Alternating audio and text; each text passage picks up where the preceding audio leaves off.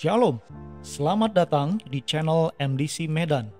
Mari memuji, menyembah, mendengarkan sabda Tuhan, dan bersekutu bersama saudara-saudari seiman dimanapun berada dengan segenap hati dalam ibadah Minggu 26 April 2020.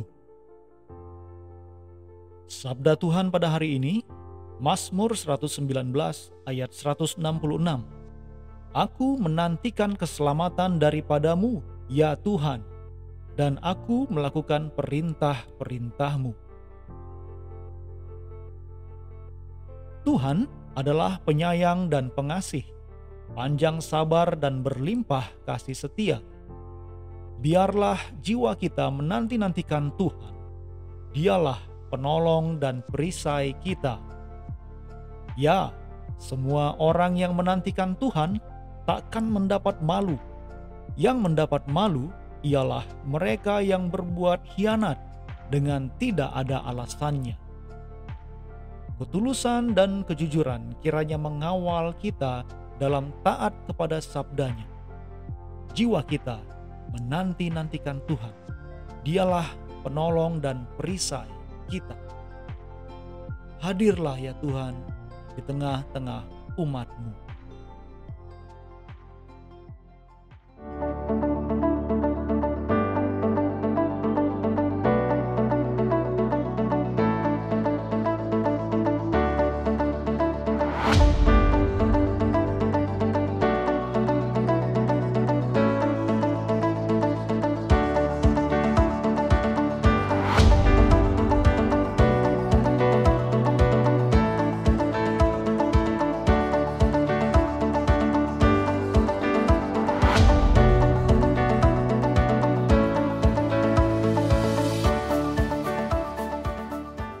Shalom Bapak Ibu dan teman-teman semuanya. Saya percaya hari ini dimanapun Anda berada, Tuhan sendiri yang akan mengirimkan sukacitanya. Amin.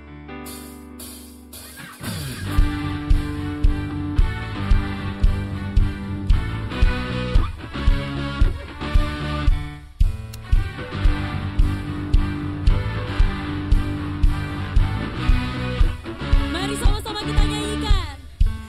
Ku temukan sukacita, dunia takkan sanggup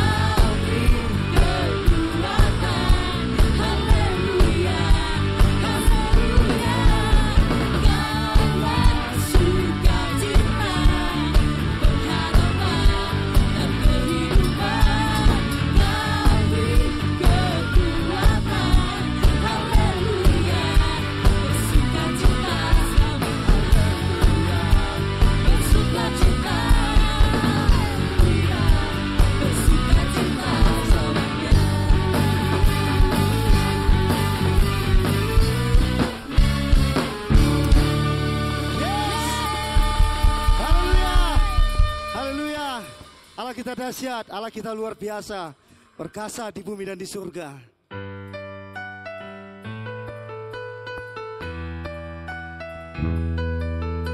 Yes.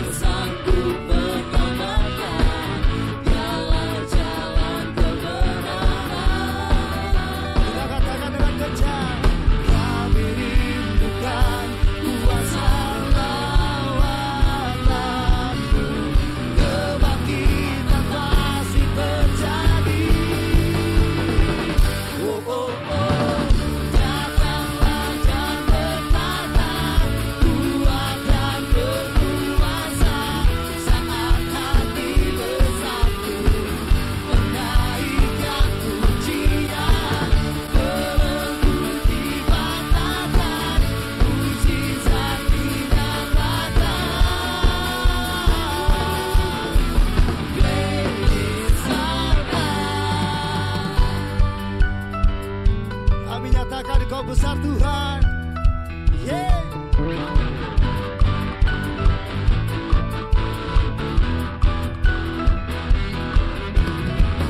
Pemilik kehidupan yang sanggup menyelamatkan, Dialah jalan kebenaran. Angkat tanganmu, kami rindukan kuasa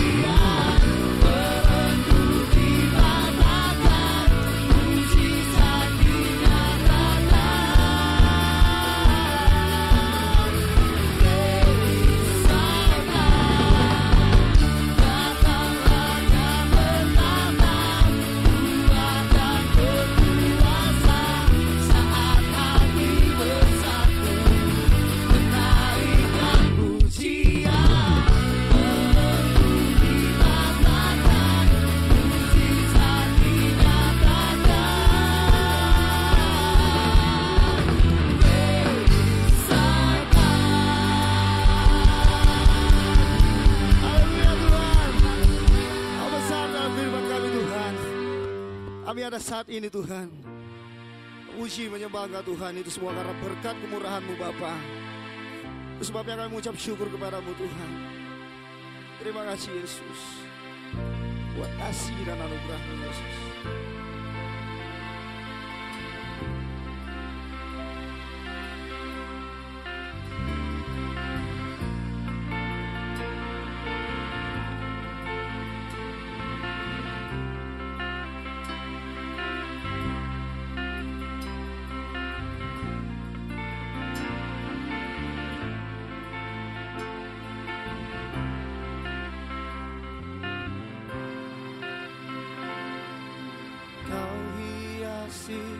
Kehidupanku dengan kemurahan-Mu,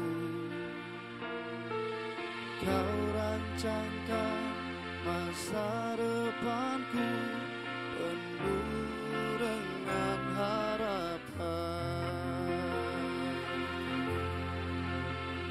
Aku ada saat ini semuanya karena kasih-Mu. Aku hidup hari ini semua berkat kemurahan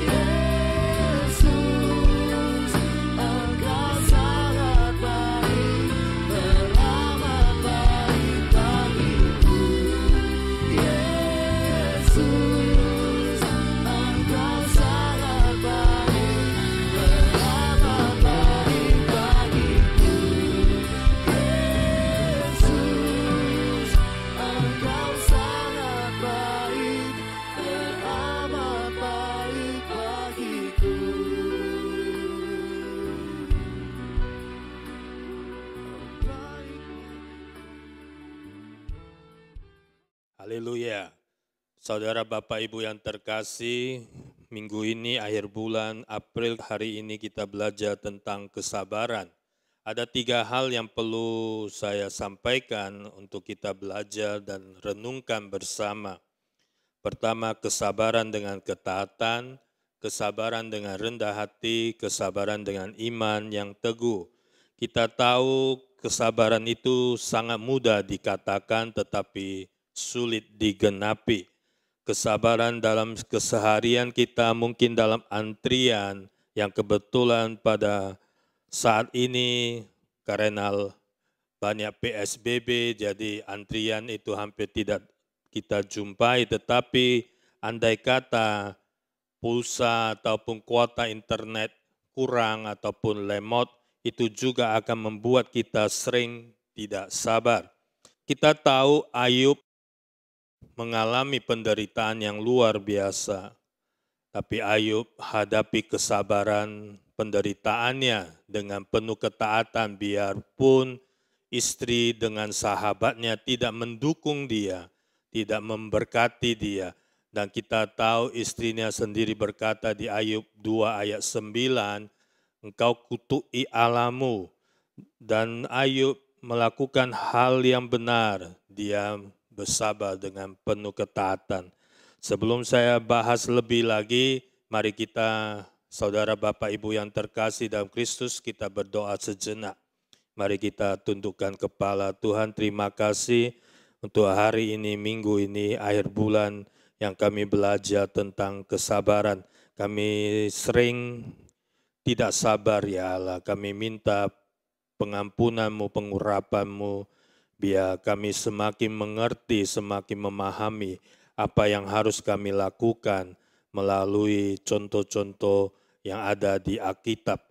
Biarlah Tuhan berkenan, Tuhan bermurah hati memberkati kami semua yang sampaikan hamba-Mu pribadi maupun yang dengarkan seluruh jemaat-Mu terkasih di rumah masing-masing, dimanapun mereka berada. Tuhan urapi, Tuhan berkati berlimpah. Dalam nama Yesus kami mau mulai ibadah penyampaian firman-Mu. Dalam nama Yesus, amin. Saudara Bapak Ibu terkasih, Ayub sabar dengan ketaatan, tetapi saya akan jelaskan yang dari kebalikannya. Ada satu tokoh yang namanya Saul, kita melihat respon Saul waktu menghadapi masalah mendesak ataupun masalah genting. Kita buka kebenaran firman Tuhan di 1 Samuel 13, saya ambil ayat 6 sampai 13, seharusnya ayat 1 sampai 15, tapi kita belajar bertahap. Saya sejenak baca dengan singkat dari 1 Samuel 13 ayat 6 sampai 13. Ketika dilihat orang-orang Israel bahwa mereka terjepit sebab rakyat memang terdesak, maka larilah rakyat bersembunyi di gua, malah ada orang Ibrani yang menyeberangi arungan sungai Yordan menuju tanah Gad dan Gilead. Sedang Saul masih di Gilgal dan seluruh rakyat mengikutinya dengan gemetar. Ia menunggu 7 hari lamanya sampai waktu yang ditentukan Samuel. Tetapi ketika Samuel tidak datang ke Gilgal, mulailah rakyat itu berserak-serak meninggalkan dia. Saudara Bapak Ibu yang terkasih, Saul baru memimpin selama 2 tahun. Di 1 Samuel 13 ayat 1 tercatat dia baru 2 tahun memimpin Israel, bangsa Israel. Tapi ada satu masalah yang mendesak, yang genting, yang harus dia hadapi, harus dia mengambil keputusan untuk menghadapinya. Di ayat 5, 1 Samuel 13 ayat 5 berkata bahwa masalah penting atau masalah genting mendesak yaitu 3.000 kereta, 6.000 pasukan berkuda, dan pasukan berjalan kaki sebanyak pasir di tepi laut berkemah di Mikmas.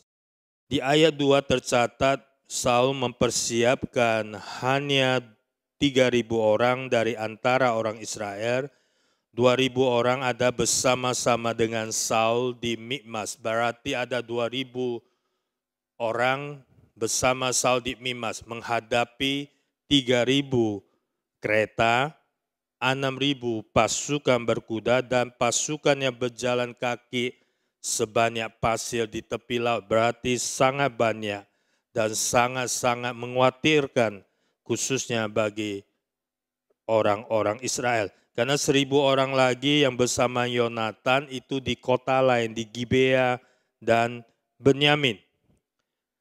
Jadi Saul menghadapi masalah yang genting, sedangkan dia teringat perkataan Samuel di 1 Samuel 10 ayat 8, pemberitahuan Samuel kepada Saul, engkau harus pergi ke Gilgal, mendahului aku, dan camkanlah artinya ingatlah, perhatikanlah, simpanlah perintah ini artinya. Aku akan datang kepadamu untuk mempersembahkan korban bakaran dan korban keselamatan. Engkau harus menunggu 7 hari lamanya sampai aku datang kepadamu. Apa yang harus kau lakukan? Saudara Bapak Ibu yang terkasih, menghadapi masalah yang sangat genting yang perlu keputusan kilat atau keputusan cepat. Tetapi ada pemberitahuan perintah dari Samuel kepada Saul harus menunggu 7 hari lamanya. Itu Samuel datang mengambil keputusan. Sedangkan Saul sudah menjadi pemimpin umat Israel, sudah menjadi raja umat Israel yang secara otoritas dia sudah pegang, secara otoritas dia tidak perlu lagi berkoordinasi ataupun meminta pendapat, tetapi hal inilah yang terjadi pada Raja Saul yang seolah-olah membuat dia semakin bingung ataupun bimbang karena melihat musuhnya. Ada berapa faktor membuat dia mengambil keputusan yang tidak sesuai perintah Samuel yang kita bisa lihat di ayat 3 dan ayat 9. Ayat 3, dia sendiri waktu mendengar Yonatan mengalami kemenangan di Gibea, Saul timbul satu keangkuhan, bahkan dikatakan begini, karena itu Saul menyuruh meniup sangkakala di seluruh negeri sebab pikirnya biarlah orang Ibrani mendengarnya. Jadi ada satu keangkuhan bagi Raja Saul ketika Yonatan mengalami kemenangan di Gibea. Dan dia menyuruh pasukannya meniup sangkakala di seluruh negeri supaya seluruh rakyat Israel mengetahui kemenangan Raja Saul. Keangkuhan kedua yaitu di ayat 9, sebab itu Saul berkata, bawalah kepadaku korban kebakaran dan korban keselamatan itu, lalu ia mempersembahkan korban bakaran. Saudara Bapak Ibu yang terkasih, Saul seharusnya tahu itu adalah wewenang ataupun seharusnya itu adalah urusan Nabi Samuel untuk melaksanakan korban bakaran dan korban keselamatan. Tetapi ada faktor kekhawatiran yang selain keangkuhan, yang waktu Saul fokus rakyatnya, yaitu umat Israel, meninggalkan dia pertama. Kedua, Samuel belum datang dan membuat dia khawatir lagi yang paling besar, yaitu di ayat 5, 3.000 kereta, 6.000 pasukan berkuda, dan pasukan yang berjalan kaki seperti pasir, itu ada di Mikmas. Jadi, sebagai raja yang sudah mendapat perintah Tuhan melalui nabinya, seharusnya Raja Saul tidak perlu mengkhawatirkan hal yang terjadi di depan matanya. Tetapi sebagai manusia kadang-kadang saya mengingat kita sendiri sebagai umat manusia mengalami hal yang sama mungkin terjadi dalam kehidupan Bapak Ibu Saudara masing-masing, akan mengalami hal yang sama yang seperti Raja Saul alami.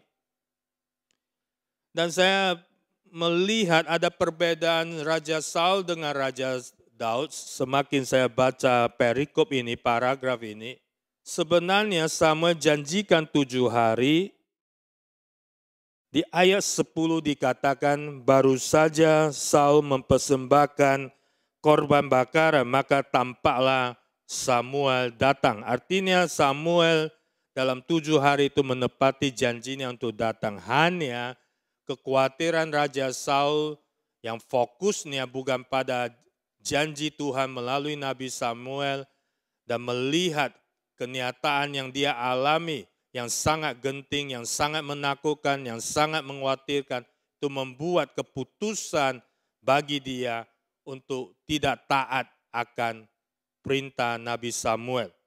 Saudara Bapak Ibu yang terkasih, memang kita bisa sering mengalami masalah yang pelik, masalah yang luar biasa, yang mungkin sangat menakutkan.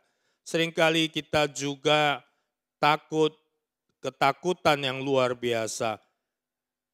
Sampai kadang-kadang kita lumpuh, sampai kadang-kadang kita lupa akan firman Tuhan. Saudara Bapak Ibu, perbedaan Saul dengan Daud, Saul mengalami masalah dan sudah tidak taat. Dia pertama tidak mengaku salahnya. Kedua, 1 Samuel 28 ayat 13 sampai 20 menunjukkan Saul tidak pernah berhubungan langsung dengan Tuhan. Dia seringkali melalui perantara, bahkan kematian Samuel, dia ingin berjumpa dengan Samuel, dia melalui perantara yang sekarang kita katakan dukun wanita. Tetapi Daud beda. Daud waktu jatuh dosa di 2 Samuel 12 ayat 13, dia berkata, aku berdosa kepada Tuhan setelah diberi peringatan, diberi teguran oleh Nabi Nathan. Bahkan dilakukan oleh Daud di ayat 16, Daud berpuasa dengan tekun. Kedua, Daud selain mendengarkan suara dari Nabi Nathan, dia juga berhubungan langsung dengan Tuhan. Bapak Ibu yang terkasih, dengan cepat saya mau katakan di dalam keadaan segenting apapun, di dalam keadaan sangat mendesak apapun, jangan pernah kita lalai atau abaikan bahwa berhubungan relasi dengan Tuhan itu tidak bisa diwakili oleh siapapun.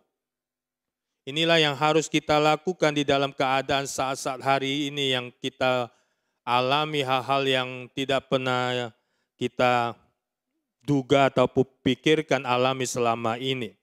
Bapak Ibu Saudara yang terkasih, kita bisa lagi lihat kesabaran dengan iman teguh yang kita tahu sebagaimana Yakub diakali Laban sampai 2 kali 7 tahun dia bekerja bagi Laban. Yang kita tahu ceritanya dia diakali oleh mertuanya yang seharusnya cinta Yakub kepada Rahel membuat dia, dikatakan firman Tuhan membuat dia 7 tahun menjadi beberapa hari saja. Jadi saya renungkan kalau cinta kita kepada Tuhan dan kita akan seperti Yakub mengerjakan terbaik biarpun 7 tahun 2 kali. Jadi artinya saudara Bapak Ibu itu adalah pilihan.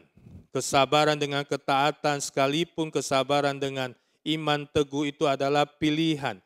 Sebagaimana kita lihat Elia waktu naik ke puncak Karmel, dia memerintahkan bujangnya, dia membungkuk ke tanah dengan muka, artinya dia sujud. Dan dia sampai memerintahkan bujangnya untuk melihat di atas langit yang bujangnya katanya tidak ada apa-apa, tetapi sampai 7 kali terjadi ada awan sebesar telapak tangan. Dan hal itu terjadilah hujan yang lebat luar biasa yang beberapa tahun tidak terjadi pada Israel. Bapak Ibu yang terkasih dalam Kristus, ketaatan dengan kerendahan hati itu sebenarnya semua satu paket. Firman Tuhan berkata yang kita pernah belajar bahwa Matius 11 ayat 29, Yesus sendiri beritahu kita bahwa Yesus adalah rendah hati dan lemah lembut.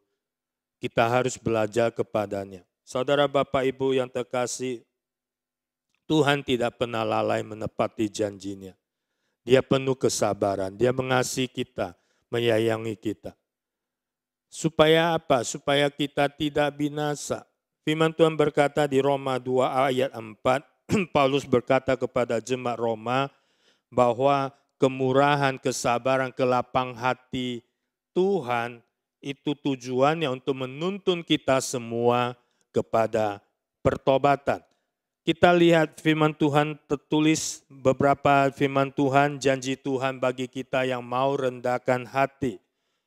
Di Yakobus 4 ayat 6 di aliannya terakhir, belas kasihan Tuhan pada orang rendah hati, peninggian dari Tuhan, mewarisi negeri, dimakotai dengan keselamatan, akan makan dan kenyang, terlindung pada hari kemukaan Tuhan. Saudara Bapak Ibu yang terkasih, ada dua hal yang perlu dicamkan, yang perlu diperhatikan dan disimpan dalam kehidupan hati Bapak Ibu Saudara yang terkasih. Supaya setiap hari kita bisa mengingat dan melakukannya. Pertama, bersabar dengan bersikap rendah hati. Bersabar dengan bersikap penuh ketaatan. Bersabar dengan sikap penuh kerendahan hati, ketaatan, dan dengan iman yang teguh. Kedua, berdoa dengan tidak berjemu-jemu. Ini ayat terakhir, Lukas 18 ayat 1. Yesus perintahkan kita untuk berdoa dengan tidak jemu-jemu. Kita tahu hal-hal yang mungkin kita tidak mengerti, tidak selami yang kita alami hari-hari ini. Banyak hal kita kurang mengerti, kurang memahaminya. Tetapi dua hal yang kita harus lakukan, saudara Bapak Ibu yang terkasih dalam Kristus. Pertama, bersabar dengan bersikap rendah hati atau bersikap dengan penuh ketaatan, bersikap dengan penuh iman yang teguh.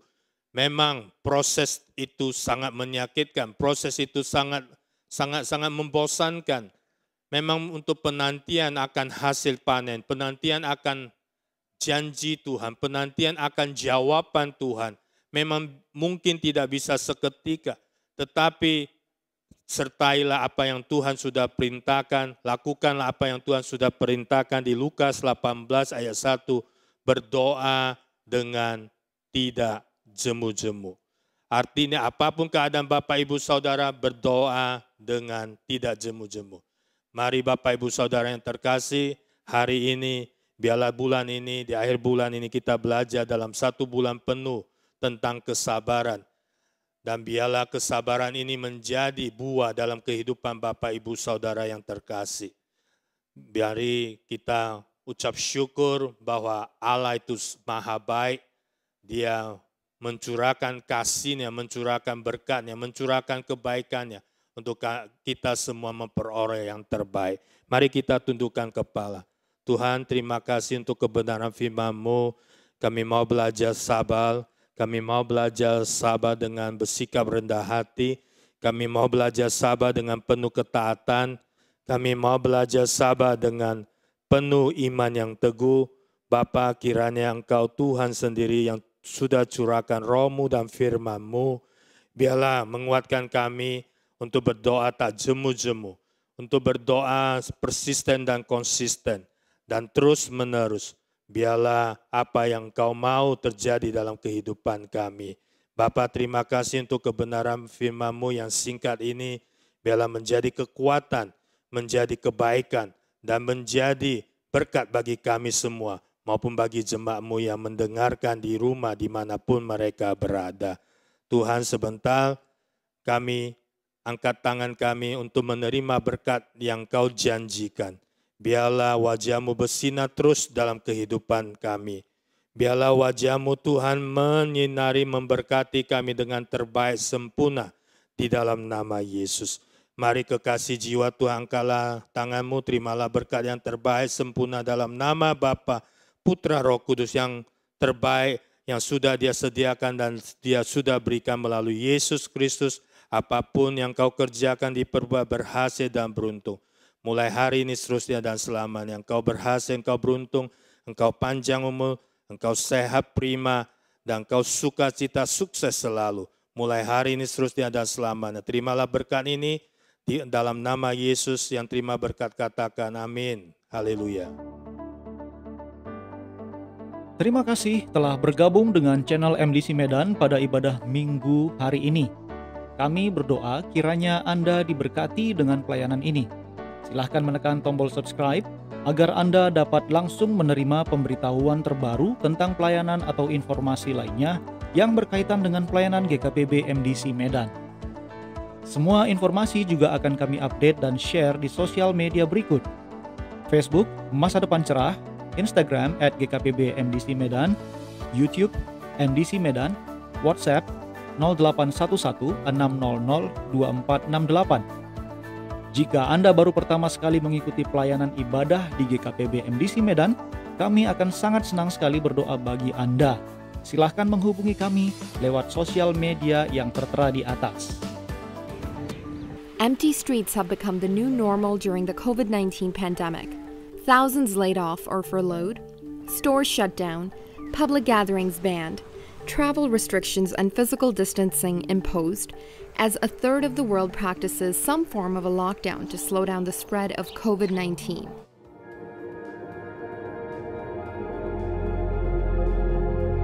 Virus corona jenis baru telah memorak-poranda perekonomian dunia, tak terkecuali Indonesia.